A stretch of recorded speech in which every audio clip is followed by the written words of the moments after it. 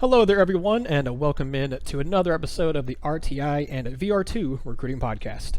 I am Nathaniel Rutherford, your managing editor at RockyTopInsider.com, and I am joined by Matt Ray of VR2 for this podcast. No Brandon Martin with us. Unfortunately, he's got a lot of other stuff going on. Hopefully, he will be able to join us for the next podcast. But Matt, it'll be you and I for this one, and I want to start out before we really get into some recruiting updates and stuff, because we'll have some for you guys. We'll talk about what's going on with Jay Hardy. We'll talk about Dee Beckwith and some other where we think Tennessee is going to go on the 2020 recruiting front. But first, I think this is a worthwhile conversation to have, Matt. We've talked about multiple times here on this podcast, and also Ben McKee and I, and on the RTI podcast, we've talked about Harrison Bailey, and obviously he's a big topic of discussion because he's now on campus. He's an early enrollee. He's a highly rated quarterback who signed with Tennessee. But I was struck watching the championship game on Monday of this week. We're recording this on Thursday, I guess early evening, late afternoon.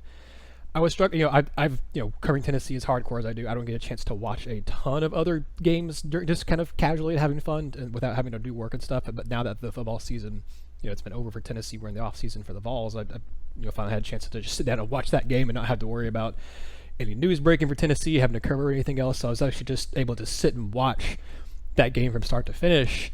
And what really struck me, Matt, and what made me kind of want to have this conversation with you is the quarterback play. Obviously Joe Burrow and Trevor Lawrence are, arguably they were the two best quarterbacks in all of college football this year. You could throw in, Tua when he was healthy, you could throw in Jalen Hurts and a couple other guys you could throw in there too. But arguably those two were the top two quarterbacks this season in college football. So it's a little difficult to try to compare what Tennessee's had to that, because almost no one else. I mean, I guess Justin Fields is another guy I could throw in there too, but almost no one else is really going to compare to what Burrow and Lawrence can do physically and just the kind of quarterbacks they are. But what really blew me away watching that game was just how, first of all, overall talent-wise, Tennessee has still quite a bit to do before they're ever going to be on the Clemson or LSU level. But the quarterback play that we saw from Burrow, the quarterback play, even though he wasn't playing great, that we saw from Trevor Lawrence, just the pocket awareness and stuff that he was doing, it was just leaps and bounds. I mean, just significant leaps and bounds better than what we saw from Tennessee over the past. I mean, Josh Dobbs wasn't a great passer. It's been years since we've seen Tennessee have that kind of guy who has that kind of presence in the pocket, the awareness they have and stuff like that. So I wanted to have a conversation with you because I think Garantano, he ended up putting together a pretty decent season, especially considering how things started out for him and then him getting benched and everything, and he did a good job bouncing back. And I think he has some good tools, and I think he's shown definitely some good physical traits. To me, with him, it's the mental aspect of his game that worries me and concerns me the most. And I just from watching film of Harrison Bailey, it seems like he has more of as a coming in as an early enrollee freshman at UT. It seems like he already has a better feel in the pocket, just watching his tape and stuff like that. But I'm curious, Matt, I don't think anyone else who covers UT recruiting has seen Harrison Bailey in person more than you in his senior season. I think you've been over there, whether it was for tournaments, whether it was for an actual game. I think you've seen him anywhere between 10 to 15, about a dozen times that you've got to see Harrison Bailey in person. So I want to talk with you about Harrison Bailey and his chances of actually becoming Tennessee's starting quarterback as a true freshman, because Brandon Martin, on one of the podcasts I think a couple weeks ago, he said that he does believe that Bailey's going to be the starting quarterback for Tennessee at the beginning of the season. I was skeptical of that at first, but I'm curious in your thoughts on Bailey, and obviously we won't know until he takes his first reps in spring practices and until we get to fall camp and things like that too. But from watching what we saw from Garantano, watching what we've seen from Brian Maurer, JT Shrout, obviously we don't know Jimmy Holiday either, but what we've seen of Tennessee's quarterbacks and what you've seen of Harrison Bailey, what do you think the future holds for him immediately this year? Do you think he has maybe the odds-on favorite of winning that starting quarterback position? I guess I'll start with that, and then I'll kind of work back through the timeline to back up why. Mm-hmm. I think he's going to get every opportunity to win that position. I think it's going to be a task to unseat Jarrett Garantano, but I think Harrison has is going to get every single opportunity for multiple reasons. Multiple conversations that I've heard, from him and his dad, what's been conveyed to them. But I do think Harrison's going to get every opportunity. I think a lot of the game for Jarrett, like you said, is mental. Jarrett has the arm, had the receivers this year, but you go back to, I can take you back to one throw, and there's multiple throws that you look at it. And great receivers are supposed to bail out great quarterbacks, and vice versa. If you don't get off your jam, sometimes a quarterback can put a ball to where only you can get it. That's a great quarterback bailing out a great receiver, and it should work both ways. But Ramel Keaton was well within striking distance of Garantano's arm on a deep ball against Indiana, and he had to go up and make a leap and grab down the field, and it should have just been a reach my hands out, never break stride, walk into the end zone throw that Jarrett can make without a doubt. He has the arm to make it, but as a quarterback, he's sitting back there, and that mental clock, it's not. Is there doubt in his game? I think there would have to be some. Tennessee started 3 different guys at quarterback, 4 if you want to count Jawan. But I think there's got to be a little bit of doubt, and that's something that Harrison Bailey doesn't like. I've said that 100 times that Harrison Bailey exudes confidence, and he's going to let it fly when it's appropriate, and that's the thing that he does the best, and he will. He's usually pretty well on the money. Now, granted, he's not playing against Division I SEC secondaries. There's going to be some speed to learn, but he has played against guys and played very well against guys. Jalen McCullough, he's played 7-on-7 against Keely Ringo. Some of the best DBs to come out in the last 2 years. He knows how to throw and how to anticipate.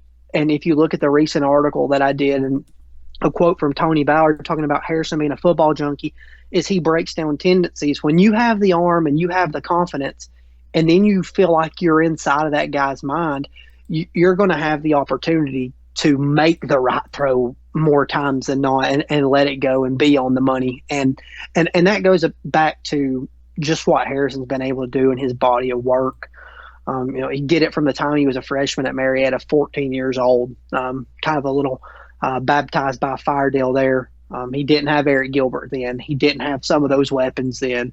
He had a bunch of young guys around him, an offensive line that was that had missed more blocks than they made a lot.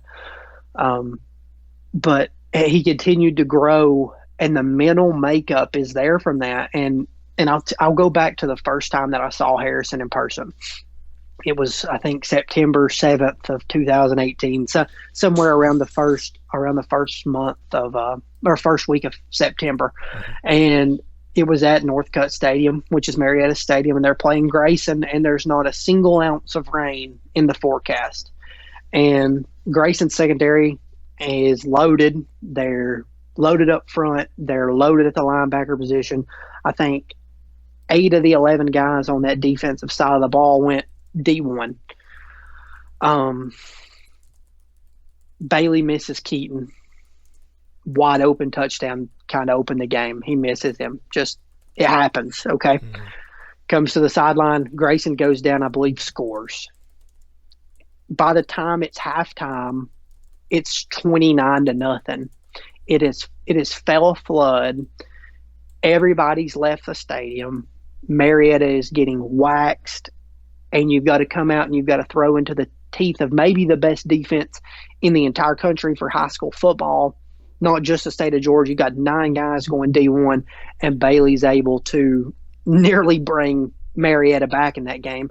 And I just go back to the way he was able to finish, the way when it was on him and it become his game, he never let off the pedal. He was laser focused, and he was able to hit the big completions. But I see Harrison Bailey at that time, and this is a kid. He's a big kid. He's still a big kid, but he had a lot of weight on him that didn't look good. He wasn't as mobile in the pocket. Grayson was able to get home on some blitzes, cause, they were able to get in his face mask a lot. They were able to get right up on him, put a lot of pressure on him, make him make really difficult throws that he did make. But I watch him make an off-season transformation. I watch him lose probably 15 pounds. I watch his footwork improve. I watch his mobility improve. I watch him add an element to where he can run and pick up 8, 9, 10, 15 yards at a time, and it culminates in a state championship. That's just the kind of person that Harrison Bailey is. I've saw it. I was at the Corky Kell 7v7 tournament this summer, which is a very competitive tournament in Atlanta. Those guys take a lot of pride in that tournament. It's been going on for about 25 years. Marietta, they won it. They beat Colquitt. They beat Grayson. They beat the best of the best there. He finished his 7v7 team that he plays with in the summer. Not finished second in the nation. He comes back to Marietta. He wins a state championship. He goes out to Las Vegas. He wins the Geico Bowl Series, Geico State Championship Bowl Series, whatever that was called. They win that. They roll. I just saw Harrison from day one, really, and it really started back in the summer, just embody even more than he was at the time of his commitment after I saw him 2 months before he was ever committed to Tennessee. And I was very impressed with his mental makeup at that time. I've saw him embody every single part of the game since then, the ability to adapt to the game, to adapt himself to the game, not say, okay, I'm Harrison Bailey. I've done this, this, and this. I've got this many offers. I don't have to do anything. I've saw him adapt. I've saw him learn. I've saw him take very tough coaching from Richard Morgan, who's one of the most passionate coaches in the country. I've saw him be able to do a little bit of everything in that time. And I know that Jeremy Pruitt is probably going to give him every single chance to win the job, because when you look back at this season, I think Jarrett Garantano did a great job of dealing with the adversity that was sent his way. Now, did he create some of it himself? Absolutely. Did he make some knucklehead plays? Absolutely. I think Jarrett did a lot, but is Jarrett the guy to get Tennessee to the next level? I don't think so. And, he could very well prove me wrong. And a lot of people expected him to come out and just have a really, really good year this year. And you look at his touchdown to interception ratio, it was 16-8. That's not a bad ratio. That's still 2-1. But there was a lot in between there that, was cause for concern. I think that Harrison will be the starting quarterback. I'm not going to say week 1. Heck, I'm not going to say week 2. We saw Tua come in and take over for Jalen Hurts, and that didn't even start in the national championship. It's whenever, and I mean, I think it's whenever Jeremy Pruitt sees fit, and I think there will be the opportunity where he says, "This is Harrison's time. He's ready. This is the guy that I've got to saddle up to," because that's what they did. They built this class around him. They brought in the speedy. They brought in the speedy receivers. They're gearing towards that offense. It's for him, and at some point, you're going to have to see it go that way. It's not if, in my opinion, it's more of a when. I don't know when, but I think that Harrison Bailey will be the starting quarterback, and at some point this season. You were talking a lot there about his confidence and whatnot. You were talking about what Garantano does and doesn't have, what Harrison does and doesn't have. Having confidence, having that moxie is one thing. Bryant Maurer has that. He definitely does not lack for confidence in himself. It does not lack. He does, absolutely. Right, absolutely. But when you watch Brian play, I mean, he had. I was a believer in him after that Georgia game, but then going back and looking at this season as a whole for him this year, he had that that really good opening half against Georgia. He didn't play. He was playing okay against Mississippi State before he got knocked out of that game. Well, actually, no, wait, he had 2 interceptions in that game. He did. Yeah, never mind. He wasn't playing great. He really honestly this season he had that really good first half against Georgia, and he wasn't playing horribly against Bama before he got knocked out of that game. But he didn't play great against Kentucky. He started that game and got benched. Yep. He came in against Indiana through a completion, but then his other 2 incompletions could have / should have been picked off. Absolutely. Having like you said, or like I said, having confidence is one thing, but having the ability to back that up is another. I think Maurer has better awareness overall in the pocket than what Guaranteon did, but I just don't think Maurer was obviously as polished of a passer. Doesn't have all the as many intangibles. How polished, in your opinion, is Harrison Bailey? Because this is a guy that's been, this is a kid who's been on the radar since his 7th, 8th grade year. He's been, he's had quarterback coaches. He's been a guy who's been, I guess refined and fine tuned from my perspective to be a high level quarterback. From your opinion of watching him in his senior season, especially, how polished is he compared to a Brian Maurer or some of these younger guys that are on Tennessee's roster right now? Well, I think when you look around, I think, like you said, Brian Maurer he is a little bit more aware in the pocket than Jarrett. And maybe that's because Jarrett's trying so hard to go through his progressions that he has struggled with. Brian has the athleticism to maybe hit that second progression and say, oh, I got to go. I got to get out of here and make a progression for myself. Jarrett doesn't necessarily have the ability to do that. You might think, I know multiple people saw this year, and it was frustrating for many. You would think Jarrett was about to take off and get loose, and as soon as he would, it would be a sweep of the ankle, and he would hit the ground. Somebody would grab him from behind. Harrison doesn't necessarily have the same, athletic ability as Maurer does. I think as a runner, he's probably not as fast. He's probably not as quick, but he can certainly move. But I think when you look at Harrison in the pocket, I think he's very well polished, because you look to his left or right in the backfield, and you've got Kamani Vidal, who's a Division I running back, who is very efficient in the pass protection game, who is very efficient out of the backfield. You've got Eric Gilbert split wide. You've got Ricky White in the slot. He's played with Ramel Keaton. He had Tajee Johnson, Daniel Martin, another Division I prospect. So that's 5 on the team in the last 2 years. You add in Jermaine Burton to that, your sophomore year. That's 6 Division I guys right there alone. Kobe Stewart, I believe, or Kobe Wilson. No, Kobe Stewart. That's 7 Division I receivers, or 7 Division I players that Harrison's played with in the offense. And when you see Harrison in the pocket, when the offensive line gave him adequate time, he was able to hit second and third receivers. That's why Ricky White, and not a knock against Ricky White, I think he's an electric receiver, but that's why Ricky White was so efficient at Marietta this season. You had Gilbert and Johnson, and all of the focus was on those 2 big bodies, and your cornerbacks are doing all they can, and the safeties are having to play over top. Bailey's reading that coverage, and then all of a sudden, Ricky White's the 3rd man, and he's open. Or Tajee Johnson's the 4th man, and he's settled up, and he's got nobody around him because everybody's played off of coverage, and Bailey pops it over to him. Just the ability to recognize pre-snap and the ability to work through the ball being delivered. He obviously has the physical tools to deliver the ball down the field. I think he can drive the ball to all 3 levels of the field as good as anybody. DJ Uyagale is a guy that can really, really drive it to the middle area of the field and that medium to outside, that middle range, but outside to the sidelines. That's so hard to defend. He does a really good job there, and he may be the best in that aspect. But Harrison obviously has the physical tools to drive it, but I think everything from pre-snap to the throw is what makes him so special. The ability to read, recognize, and get the ball out in a timely manner.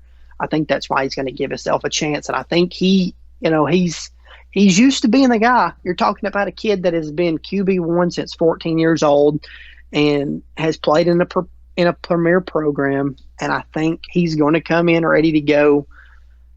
It's going to be a very interesting quarterback battle. And, again, Jarrett just helped Tennessee to win 8 games. They've got a chance next year if they could even split with a Florida, Georgia, Alabama, and Oklahoma, or win 1 out of 3. They've still got a chance to win 9 or 10 games, and I think they could even do that, if Jarrett was the quarterback. But it's going to be fun to watch a quarterback battle unfold with 2 guys that are going to make such a difference in your team, if that makes sense. Yeah, no, absolutely. It 100% makes sense. And you're talking about, we've talked before about Harrison Bailey, how he finished the year, his senior season with 4,600 passing yards, 50 touchdowns, 10 interceptions. He even ran for 3 scores, and he caught a touchdown as well. You talked about how Ricky White was being efficient. I was shocked to see that both Ricky White and Eric Gilbert, at least according to Max Preps, both of them finished with over 100 receptions this year. Both of them have over 1,500 receiving yards, and actually, Gilbert had 1,800. That's incredible. That's correct. Mark Woolard, the statistician down there, he did confirm those stats. That's absurd. First of all, that is crazy. The other thing I wanted to touch on before I forget here is Jarrett and Harrison are very close. A lot of people don't realize this. It stems from the guy that they train with, and it's Tony Ballard. Jarrett's family moved from New Jersey to Grayson. His sister was a cheerleader at Grayson. I think she is graduated now, but Jarrett came down here and he became Tony's client. And I've had the conversation with Tony about him, and he's not going to ever tell you, who he thinks. He supports his guys wholeheartedly, and he's not ever going to get into specifics on who he thinks would win the job or anything like that. But those two guys are very close. And, I saw a lot of people get upset when Jarrett announced that he was coming back and that there was unfinished business. Well, I'm going to tell you, he's been training with Harrison during the off seasons. He saw him. He's heard about him. He's heard about him recruiting. They've been around each other. He's heard Tony talk about him.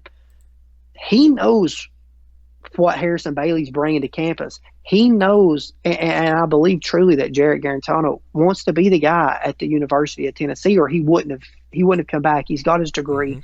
He could go somewhere else. He truly wants to be at the University of Tennessee, and he knows what's coming and that Harrison's going to get the opportunity, because that is the guy that you're, hitching your saddle to for the next 3 to 4 years if you're Jeremy Pruitt. So I think that says a lot in Jarrett coming back, and I think it says a lot that he's ready to embrace this competition, and maybe that's what pushes him to the next level.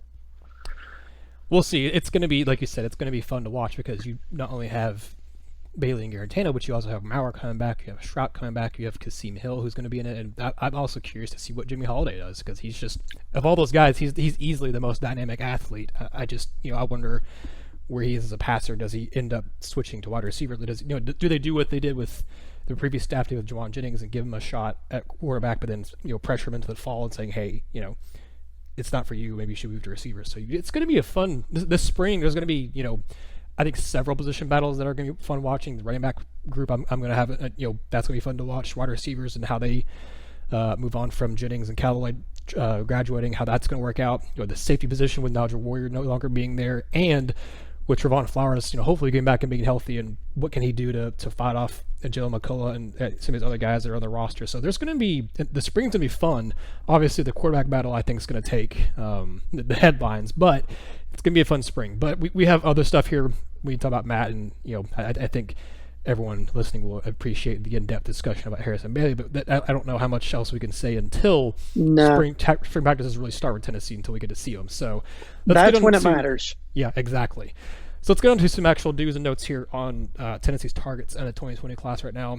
In the Insider Notebook that you all released a day ago on Wednesday, you talked about some of these guys, and I want to talk about it here on the podcast as much as you want to share as well. But so what is going on with Jay Hardy? Is his recruitment? It looks like it's shut down, but then we never know with him. What is the latest you have on Jay Hardy? You ended it right there. You never know with him. Jay is a kid that he's a fun kid, to watch. He has fun. He has fun with everybody around him. He's a really good athlete on the basketball court, on the football field, but he's handled the recruitment process a little weird. And I talked about this early on with Jay when I had somebody it's been months ago, kind of rebuttal with me. Well, if Tennessee really wants this kid, they're going to get him. Well, they really want him, number one. But his recruitment was so wacky for so long. Like, he had 17 offers come in like a 22-day span. And then when coaches could start communicating, they're blowing him up. Everybody wanted him. He's a really good defensive lineman. He told me one time that he woke up and he hadn't checked his messages in 2 days, and he had 800 text messages, and he just had to quit looking at the phone. And I don't know that his recruitment's over, because he told Dale Dowden about a week and a half ago that he was for sure going to host Tennessee in home, that he was planning to make a trip to campus, but then it comes out, I think it was Jeffrey Lee at Auburn Rivals reported that he had shut his recruitment down. Well, the next day, that same day, I talked to Jay, and he told me that nothing had been set up yet, but that it was kind of being worked on. Well, that night that came out, then Jay put on his Instagram story and all over that, it was shut down, kind of backing up the reports. But now it sounds like Tennessee's still going to get to go in home with him. So who's to say that they can't convince him to come back up to campus? Yeah. I mean, I don't understand the whole situation for a lot of reasons. He was always very open to giving Tennessee another chance. He even said that after he committed to Auburn, he was going to give him a chance. He was going to try to build a better relationship. That was still the talk this last time, that the relationship was getting better. He was still trying to build it. Tennessee players went out to his basketball game the next night after we saw him. And then like less than a week later, he's shutting things down. If he was going to shut things down at this point, he should have really signed during December. Know that he was on a basketball tournament, but there's a fax machine in Florida. There's several. It wouldn't have been very hard to have got to a fax machine in that 3-day period and said, "Here's my letter of intent." So now he's shutting things down right before the dead period ends this time. It's just a weird time, and maybe he just doesn't want a lot of people blowing him up. Maybe he really wants to be able to focus on these two teams. And if that's what he thinks he needs to get through it, that's completely understandable. Maybe his recruitment shut down to the outside public. Maybe it's just going to be those two teams, because the interesting thing that he told us was, hey, I've had Auburn, Tennessee, Alabama, Ole Miss, and Georgia all in my ear, but I told Ole Miss, Alabama, and Georgia, I'm focusing on Tennessee and Auburn. So there's a lot of factors that go into this. I would be surprised if he's done just yet. I wouldn't be surprised to see him get back up to campus. I know there's a lot that goes into, getting somewhere for a visit, but it's about an hour and 15 minutes, I guess, to Knoxville. So I think there's a pretty good chance for him to get back up there. Like you said, they still have their in-home to use with them, and if he wants them to come in or lets them come in, then that's it's another thing. Tennessee, that was a good smart move by Pruitt, was to save that in-home for later on. And now it looks like if he does shut down his recruitment, maybe they should have used it earlier. But it was still smart for them to try to save it for now. And I think, like we both said, I don't know which way Hardy's going to end up going. I think right now you got to say he's going to beat Auburn, because that's what it definitely seems like. But like you said, that door isn't necessarily fully closed for him either. It's going to be weird. I've essentially written him off as not coming in this class, but hey, I'm open to have surprises happen. So we'll see what happens with there. But Tennessee's other kind of big main target between now and National Signing Day is Dee Beckwith. You mentioned that he has put on some weight. Tennessee obviously, once they missed out on Darnell Washington, are for sure recruiting Dee Beckwith as a tight end. Does that make him? Does that make Tennessee stand out from other schools? Because I know he's a guy that can kind of play multiple positions. He also obviously plays basketball. That's been a big focus for him. He wants teams to offer him as a football and basketball player. Tennessee's done that. Other schools, Ole Miss, Florida, have done that. But you also have the fact that his brother has walked on at Tennessee, and Dee Beckwith is also related to Lamonte Turner as cousins. And I think obviously Lamonte is I don't think he's gonna have anything bad to say about the university. I think there are a lot of things that pulled in Tennessee's favor, but it does seem like Florida is kind of the biggest, I guess, shark in the water for D here. Do you think that Tennessee recruiting as a tight end helps him stand out? Do you think having his brother and Lamonte here stand out? How much would you put, kind of a Tennessee's chances of being able to get Dee Beckwith?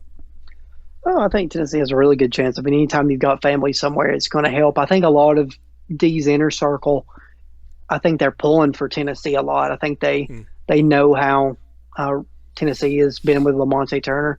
I think, having his brother committed is only going to help. The rumor is that he's really pushed up some weight, and that's a good sign. Brandon's going to try to see him within the next week. Going to see how that falls because he's changed his official visit now to this weekend. But Brandon may see him tomorrow night, but it's 50-50 at best. The plan was to see him next week before the official visit, but I'd like to see what weight he's at. If he's adding weight during basketball season, that's a good sign for Tennessee. Yeah. He's trying to embody the tight end role and be ready to get to campus because he's a dynamic basketball player. But yeah, I mean, I think Tennessee has a really good shot. I think Florida is the shark in the water, like you said, but it will be interesting.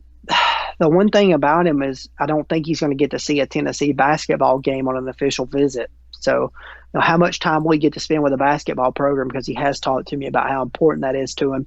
Now, the good thing is, and maybe this is the reason for the change-up, is Tennessee, I think, plays at Vanderbilt this Saturday. Is that correct? Yes. So he'll come in on Friday. It's not like they were going to be the next week when he was originally scheduled to visit. They were going to be at Kansas. Yeah. So he should have time, at least a couple of days, to get to see, Rick Barnes and see some stuff within that program and he really just wants to sit down and hear some questions answered, and that's going to go a long way for him. So that is probably one of the biggest factors in moving his official visit around. So that's a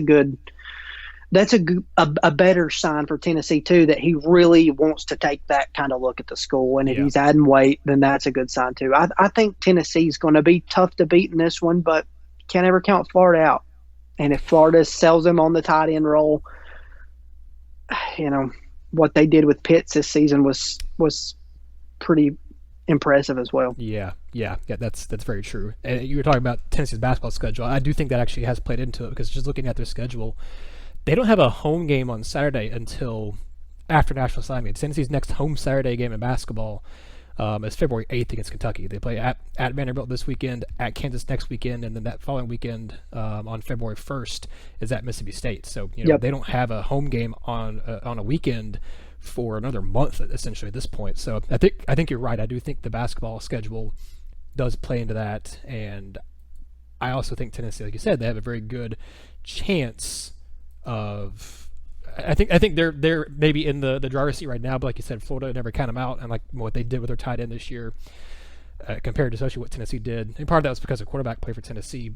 But Wood Anderson didn't have maybe the year that a lot of people were expecting. He did have a better year than his first year at Tennessee, but he didn't close out as strong as I think that people were hoping. But Jim Chaney does have a good track record. I've written an article about it before of utilizing the tight end in his offense. So we'll see this year what happens with Austin Pope returning, Jackson Lowe, Jacob Warren, Sean Brown, those guys being another year in the system and what they can do. But we'll see about that.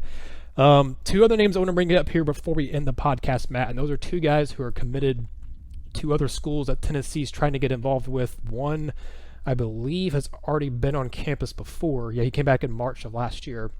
The other one, I don't know if he has or not, but he's getting Tennessee. Actually, he's scheduled to be on campus this weekend, or at least he was. And those two guys are Jacoby Bryant, who is a 3-star cornerback who is committed to Kansas, has been committed to them since June of last year, and Malachi Weidman, who is a 4-star wide receiver who's committed to Florida State and has been committed to them since May. What do you think Tennessee's chances are with either one of those guys? I think Bryant. That one's an intriguing one. I don't know. Tennessee's talking about getting him on a visit. You do have Weidman, at least right now, still scheduled to visit. What are the latest on those two, and what would you say Tennessee's chances are with either one of those guys? I'm going to put it a little bit better with Bryant. Alabama guy, a little bit of familiarity with Derek Ansley and Jeremy Pruitt. Has been to campus. Will likely be back. Tells me that he's trying to set up an official visit. I think there's a real chance there. I think it comes down to if Jay Hardy's recruitment's really done. If you went out on Dee Beckwith, if you have one more spot to fill, it's going to go to the best available. And Tennessee's in a spot right now where they've got about 4 or 5 guys that, if Hardy and Beckwith are 1 and 2, and then after that, it will probably be first one in the boat at a various position, and they'll end the class that way. I don't think they would mind adding another defensive back. I think Bryant has, solid film. There's some spots he can definitely improve in coverage, but I think he's definitely a viable option. I think he's a lot more realistic target than Weidman. I don't think Weidman's going to come for just a free visit. I think he's interested in the program, and he could be the guy. I mean, when we started talking about this class a while back, you kind of expected Tennessee to sign 4 wide receivers. Yeah. If somebody moves out of the quarterback room and Kasim Hill realizes that he still doesn't have a solid route to the field, he may try a different position. You could still take another receiver, and Weidman could be the big frame receiver down the field, but he's a really good basketball player. And when you look at who he's visited officially, it's a very weird, and you have to think that he's trying to be a 2-sport guy at one of these schools, and that's what he's known for. So it's going to come into play on if Tennessee, it's going to come into play on if Tennessee is going to get involved in basketball. I can't speak to if they will or they won't, because I think he's about a middle of the road 4-star. If I looked at that right, but I may be wrong. I think you're right. For Weidman, yeah, he's a middle of the road 4-star. Yeah, so he's actually he's a top 150 player on 247, so he's a pretty good 4-star. Yeah, he's rated on 247. I was looking right here, like you said, he's inside the top 150 for basketball. I believe, yeah, top 150 for basketball. So yeah, I mean that's pretty impressive in itself. So maybe Rick Barnes does want to get involved. You never know, but I just don't think he's that realistic of a possibility. I think he's probably going to stick with Florida State, but I don't have any more than that. He's locked up very tight, and that's all that I've been able to kind of gather is that Tennessee's swinging for the fences, and that's going to be that. We'll see what happens out of the official visit. If that official visit comes to, if it happens, and it should, but we'll see. Well, hopefully, at least give on campus and have a chance there. That'll be something if nothing else. But like you said, I do think the chances are better with Bryant. Are there any other 2020 names we should be keeping an eye on for Tennessee that will be or talking to them to coming on visits anytime here the next month? Darren Branch was an interesting name. I think you were the first person to bring it up, Nathaniel. Yeah. But he's not going to be visiting. He doesn't have the time. He's got a couple of visits left to fit in, and he told me just to maximize time, he's not going to be able to fit one into Tennessee, and that they're really not going to be a school that he considers, down the stretch. So that could change. That's one to monitor. You could see what happens if Tennessee thinks that they really want to add a corner and Hardy's really done.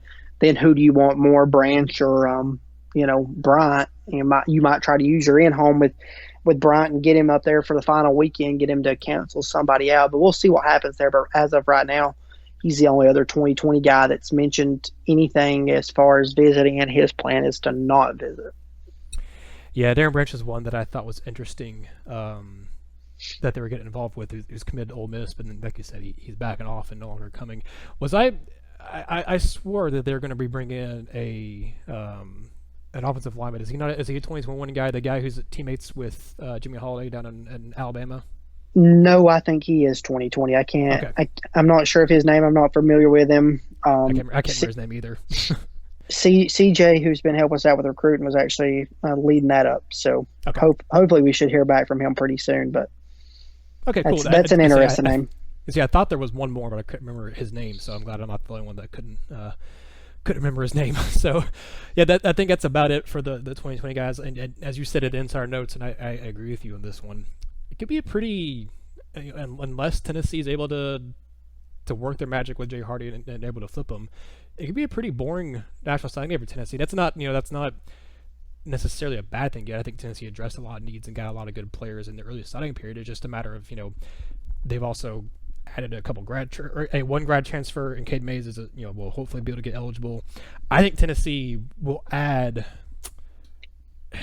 like I said, I guess it depends on what they do with Jay Hardy, but I think they'll probably add 2 more actual signees in this class, and I think they might save another spot if they can, because I think they have options to blue shirt or back count Cade and Velus Jones Jr. because those guys haven't come on visits. So I think they have the option of doing that. I think they're saving another spot for a potential grad transfer if possible, whether it's a wide receiver, whether it's a defensive player. I think Tennessee is still going to open up or still leave one spot after National Signing Day for a potential transfer. Once spring happens, because you're going to have plenty of guys after spring practices finish up across the country, put their name in the transfer portal. So I think Tennessee is going to keep their minds open and keep their, I guess, the scholarship open for that. And that's just my opinion, but I think that's what's going to happen. I think that's what they'll do. Yeah, I'm glad you brought that up. I actually had somebody ask that in the comment, and I'm interested to hear what you say here, because I may have told them wrong, but I don't have a great understanding of the red shirt. I have a great understanding of the red shirt, obviously, the gray shirt and the blue shirt. And I'm not sure how all that works. I was always under the understanding with a blue shirt that it usually applied to freshmen more, but I do understand the visit and the in-home. But is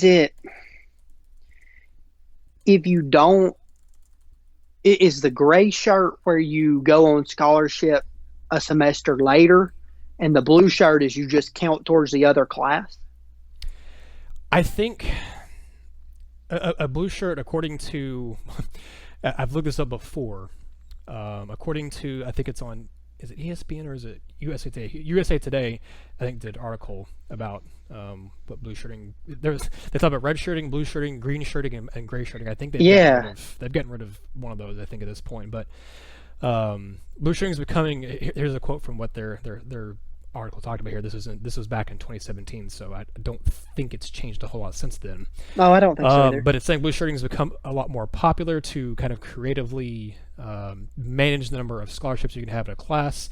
It allows for unrecruited players to be awarded a scholarship at the start of freshman practice. This allows a team that may have too many commits to essentially borrow against next year's scholarship total. So they make it seem like, but this is also before you had the big transfer pool. Yeah, so I don't. That is a good question. I've heard, just to be honest, I've heard guys over at VolQuest, they've talked about it. I've heard, I think Swain's also talked about it on the Swain event, about potentially being able to use it for Cade or Velus Jones. So I think they can with the transfers, but I know it was specifically just for recruits and incoming freshmen. But I think they should be able to use it for a Cade Mays or a Velus Jones. But that's a good question, because it makes sense, and that's the one that I always try to reference, because they spell it out the best, certainly.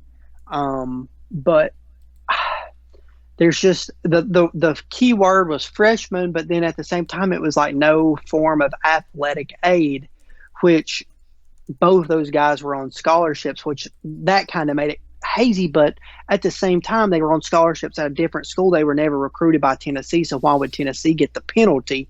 Which is what I also came back to. So I'm not really sure. I'm not really sure how that whole situation works. But that is by far the best case scenario if Tennessee can blue shirt Cade and Velus.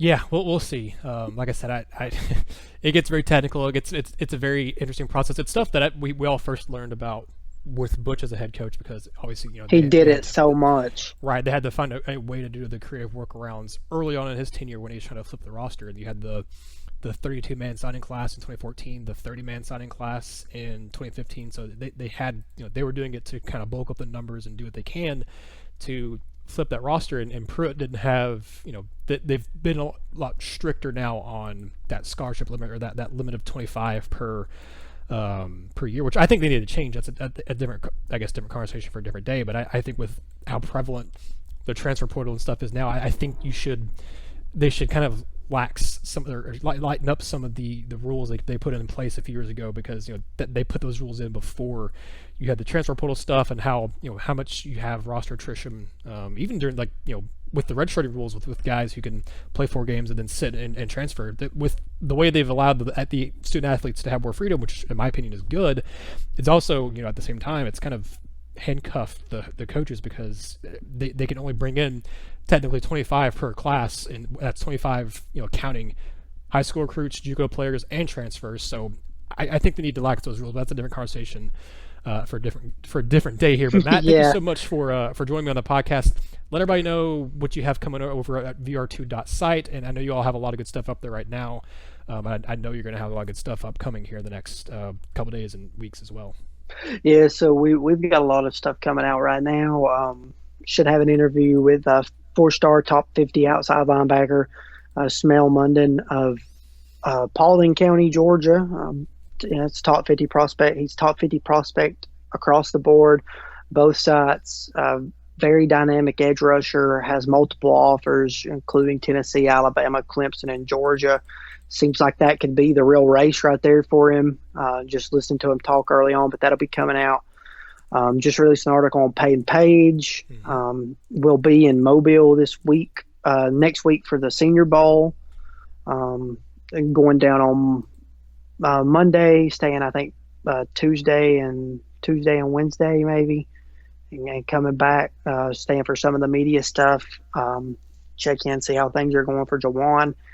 And then during that time, I'm going to be stopping at some schools along the way, hopefully to see Dylan Brooks, who should be fresh off a Tennessee visit, 5-star 2021 edge rusher, if he's able to make it in this weekend.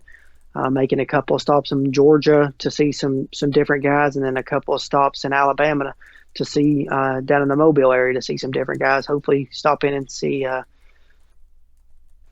Tennessee's highest rated commit for the 2021 class, 4-star receiver Jordan Mosley, and see where things are standing with him right now. So should have a lot coming out in the next couple of weeks, and we'll be starting a little school tour. Nice. Rolling out some different stuff here and there, just kind of gathering a bunch in one day and a slow release throughout the next week. So should have a lot of content coming between here and what really would be the 1st of March, which will be the start of camp season. So that's when it gets exciting. Yeah, it definitely does. We're talking about 2020 not being super exciting for Tennessee between now and February, because they just don't have a lot of room. But that 2021 class is going to be fun, because Tennessee, finally has some actual results on the field to sell. Yep. They're not just selling potential and hope and looking at what freshmen have done. They actually can say, hey, look, we helped develop. Look what we did and help turn around Najee Warrior. Look what we did to help turn around this guy and this guy. Look what we did with these freshmen. Look at Henry To'oTo'o the season he had. Look at what happened with. They can point to on-field results and on-field development rather than just. I mean, they could do a little bit of the on-field development in their first year, but now they have more to sell than they have since they've been here. So 2021 could be very interesting, especially if Tennessee continues their hot streak in the beginning of the season, and even if they don't beat Oklahoma at the beginning of the year, if they play them really tough, that could get interesting. So that's way in the future. But I do think this 2021 class will be very fun to talk about all off season. But we'll get to that when we get there. That is VR2.site for them. They are VR2 on Twitter, Facebook, Instagram. I think it's actually @_VR2_ on Twitter for them. But you can find them on Instagram and Facebook as well. We're RockyTopInsider.com. We're Rocky Top Insider on Instagram, Facebook, Twitter, and YouTube as well. And a lot of you listen to the podcast and interact with it that way on YouTube. So thank you so much. If it's your first time listening, thank you for listening. You can download the podcasts the same way you do our RTI podcast, whether you have an Apple phone or an Android phone or whatever it is. You can find it in the podcast stores there. You can also subscribe to our YouTube channel and listen to /watch the podcast that way. Signing off for Matt, I'm Nathaniel. Thank you all so much. This has been another episode of the RTI and VR2 Recruiting Podcast.